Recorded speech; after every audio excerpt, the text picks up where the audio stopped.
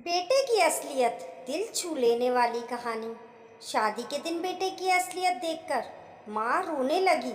जी हाँ दोस्तों, आज मेरे इकलौते बेटे अभिषेक की तीसरी शादी है। आज मैं बहुत डरी हुई हूँ।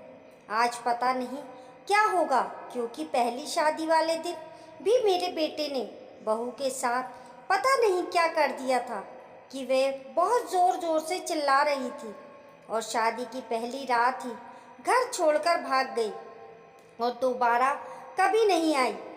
और फिर हमने अपने बेटे की दूसरी शादी करने की सोची और सोचा शायद हो सकता हो हमारी बहू में ही कोई दिक्कत हो। फिर हमने अभिषेक की दूसरी शादी कर दी। दूसरी शादी में भी वही हुआ जिसका मुझे डर था।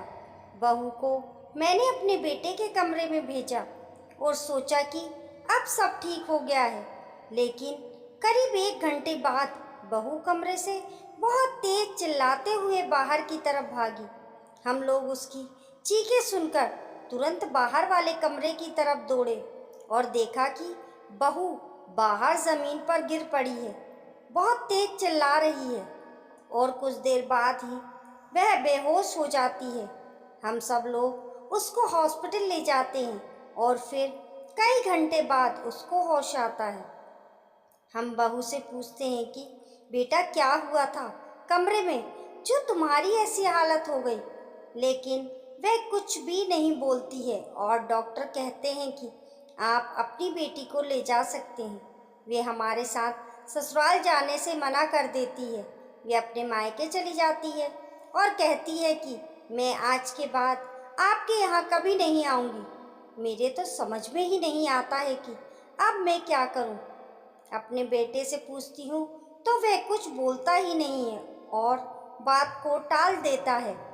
जब ज़्यादा फोर्स करो तो वह घर छोड़कर चला जाता है। इसी राज से पर्दा उठाने के लिए आज मैं अपने बेटे की तीसरी शादी कर रही हूँ।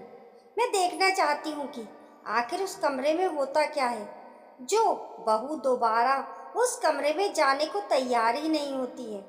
आखिर मेरा बेटा उनके साथ क्या करता है। और मैंने अपनी तीसरी बहू को बड़ी मुश्किल से इस शादी के लिए मनाया है। मैंने उससे वादा किया है कि मैं तुमको कोई भी मुश्किल नहीं आने दूंगी। हम लोग बस देखना चाहते हैं कि आखिर वहाँ पर होता क्या है, और जैसे ही कुछ गलत होगा हम लोग तुरंत ही तुमको बचा लेंगे। ये बातें सुनकर वह शादी के लिए मान गई है। शादी की रस्में हो जाने के बाद मैंने अपनी बहू को अपने बेटे के कमरे में भेजा और मैं भी उस कमरे में चुपचाप एक कोने में छुप गई और इंतज़ार करने लगी कि कब मेरा बेटा आएगा। मैंने बाहर भी कई लोगों को खड़ा कर दिया था और कह दिया था जब मैं आवाज़ दूं तो तुरंत कमरे में चले आना। मेरा बेटा अभिषेक कमरे में आया और बहू पलंग पर बैठी थी। अभिषेक उसके बगल में ही बैठ गया। अभिषेक बहू से कहने लगा, तुमने ये शादी क्यों की? मुझे ये सब नहीं पसंद है। मैं बेटे व बहू पर नज़र रखी थी, वे उनकी बातें सुन रही थी।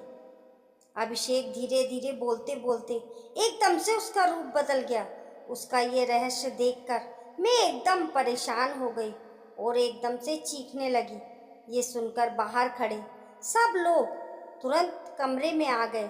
उन्होंने तुरंत बहू को कमरे से बाहर ले गए और अभिषेक को जोर से पकड़ लिया। आज अपने बेटे का सच जानकर मैं बहुत शर्मिंदा हूँ। मैं फिर एक बड़े डॉक्टर्स के पास गई और उनको उस रात की सारी बात बताई कि उस रात को जब मेरे बेटे ने बहू को देखा तो वह एकदम से गुस्सा हो गया था। उसकी आंखें एकदम लाल हो गई थी। वे बहू के कपड़े फाड़ने लगा था। वे एक भयानक शैतान की तरह लग रहा था कि मानो जैसे बहू को खा जाएगा। डॉक्टर ने बताया कि उसको एक खास बीमारी है जिसमें वह लाल जोड़े में किसी भी लड़की को देखता है तो वह ऐसा ही व्यवहार करता है। हमने कई महीनों तक उसका इलाज किया और वह पूरी तरह से ठीक हो गया। आज अभिषेक के 2 बच्चे हैं। आज अभिषेक अपनी पत्नी के साथ अच्छी जिंदगी जी रहा है। आज अगर मैं ये सब नहीं करती तो मुझे ये रहस्य कभी भी पता नहीं चलता। दोस्तों, इसलिए ज़िंदगी में कभी हार नहीं माननी चाहिए। परेशानी को मत सोचो मेरी ज़िंदगी में कितनी परेशानी व कितनी दिक्कतें हैं, बल्कि उस परेशानी का हल क्या है उसके बारे में सोचो। आपको ये स्टोरी कैसी लगी कमेंट करके ज़रूर बताइए और पसंद आने पर लाइक और शेयर करें। ऐसी ही अच्छी अच्छी कहानियों के लिए चैनल को सब्सक्राइब करना ना भूलें। मिलते हैं फिर एक नई कहानी के साथ।